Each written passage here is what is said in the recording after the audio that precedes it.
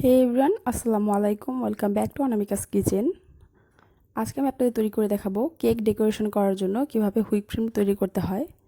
এটা তৈরি করতে কিন্তু খুবই সহজ, আর মাত্র 3টি উপকরণ দিয়ে এটা কিভাবে খুব সহজে বাসায় তৈরি করতে পারবেন এবং স্টিফ করে রাখার সকল টিপস সহ সেই রেসিপিটি আজকে আপনাদের সাথে শেয়ার করব। এটা খুবই স্মুথ এবং খেতেও কিন্তু এই হুইপ ক্রিমটা খুবই মজার হয়। আশা করি ভিডিওটা আপনাদের ভালো লাগবে। আজকে আমি এখানে এভার হুইপের এই হুইপ ক্রিমটি ইউজ করছি, লিকুইড ফর্মে আছে এটা। আপনারা যে কোনো ডিপার্টমেন্টাল স্টোরে অথবা গুলশান ডিসিসি মার্কেট অথবা নিউ মার্কেটে খুব সহজে এটা পেয়ে যাবেন। এর দাম খুব বেশি একটা না, 350 থেকে 380 এর ভিতর আপনারা এটা পেয়ে যাবেন। এবার এটাকে আমি কিভাবে প্রসেসিং করে রাখি সেটা আপনাদের দেখিয়ে দিচ্ছি। এটা আমি যখন ইউজ করি, এটা আমি আরও 1 মাস আগে ইউজ করেছিলাম। এরপর এটাকে আমি এই সাইডে এভাবে একটা ফুটো করে এখান দিয়ে আমি ক্রিমটা বের করি। এরপর এই মাথাটা আবার এভাবে আটকে দিয়ে আমি কস্টিপ দিয়ে খুব ভালো করে আটকে নর্মাল ফ্রিজে রেখে ইউজ করি। এবার আপনারা প্রায় 1 মাসের বেশি কিন্তু এটা সংরক্ষণ করতে পারবেন। উপরে যে কাটার নির্দেশনা দেওয়া থাকে সেখান দিয়ে কাটলে কিন্তু এটা এতদিন ইউজ করা যাবে না।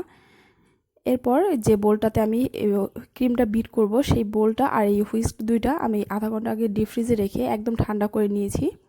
এখন এতে আমি নিয়ে নিব 1 কাপ পরিমাণ লিকুইড হুইপ ক্রিম।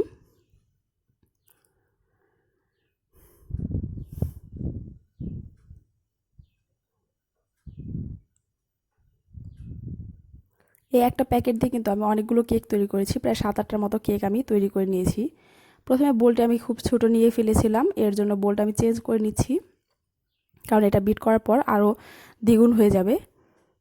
এরপর এখানে আমি দিয়ে দিব চিনি 1.5 টেবিল চামচ পরিমাণ। এখানে আমি আস্ত চিনিটা ইউজ করছি, এখানে কোনো পাউডার চিনি বা আইসিং সুগার ইউজ করার দরকার নেই, কারণ এটা যেহেতু লিকুইড ফর্মে আছে চিনিটা কিন্তু এমনিতে গলে যাবে। আমি কখনো এটা আইসিং সুগার ইউজ করিনি, আমি সবসময় এভাবেই করি। এরপর এটা 2 মিনিট খুব অল্প স্পিডে বিট করে যখন হালকা একটু ফোমি ভাব চলে আসবে তখন এতে আমি দিয়ে দিচ্ছি 1 টেবিল চামচ পরিমাণ গুঁড়ো দুধ। এই গুঁড়ো দুধটা ইউজ করার কারণে এটা খুবই মজার হয়, এর টেস্টটা কিন্তু একটু বেড়ে যায়। আর এই সাইডে যে ক্রিমগুলো লেগে আছে সেগুলো এভাবে নেড়ে চেড়ে প্রথম কয়েক মিনিট আমি এটা খুব অল্প স্পিডে বিট করব। এরপর এটা আমি স্পিডটা বাড়িয়ে দিব। দেখতেই পাচ্ছেন এটা কিন্তু অনেকটা ক্রিমি হয়ে এসেছে।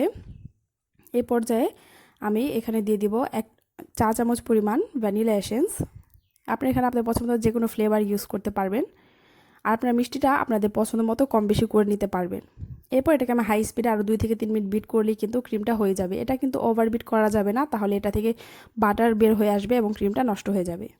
দেখতেই পাচ্ছেন আমার এটা কিন্তু পুরোপুরি স্টিফ ফর্মে চলে আসে। এভাবে নাড়ালেও কিন্তু এগুলো পড়ে যাচ্ছে না, তার মানে ক্রিমটা একদম হয়ে গেছে। এই পর্যায়ে বিটার অফ করে দিতে হবে। আমাদের ক্রিমটা এখন সম্পূর্ণ রেডি। এটা আপনারা চাইলে এখন এইভাবে একটা এয়ারটাইট বক্সে ভরে নর্মাল ফ্রিজে 3 দিনের মতো স্টোর করতে পারবেন এবং ডিপ ফ্রিজে কিন্তু 1 মাসের মতো এটা সংরক্ষণ করে নিতে পারবেন। যখন ইউজ করবেন, ইউজ করার আধা ঘন্টা আগে ফ্রিজ থেকে বের করে একটু বিট করে নিলেই হবে। দেখতেই পাচ্ছেন আমার ক্রিমটা কিন্তু খুবই সুন্দর হয়েছে আর স্টিফ হয়েছে, আর এটা কিন্তু গরমে সহজে গলেও যায় না। এখন আপনাদের আমি একটা ফুলের ডিজাইন করে দেখিয়ে দিচ্ছি। এবার একটা গ্লাসে রেখে যদি আমরা ক্রিমটা ভরি পাইপিং ব্যাগে, তাহলে কিন্তু অনেকটা ইজি হয়ে যায়। এখানে আমি একটা স্টার নোজেল নিয়েছি, আর আপনারা দেখতেই পাচ্ছেন এটা দিয়ে কত স্মুথলি ডিজাইন করে নেওয়া যাচ্ছে। আপনি এখানে চাইলে যে কোনো ফুড কালার বা যে কোনো ধরনের কালার বা ফ্লেভার ইউজ করে কিন্তু আপনাদের কেকটা মনের মতো করে ডিজাইন করে নিতে পারেন, আর এটা দিয়ে ডিজাইন করা খুবই সুন্দর হয়।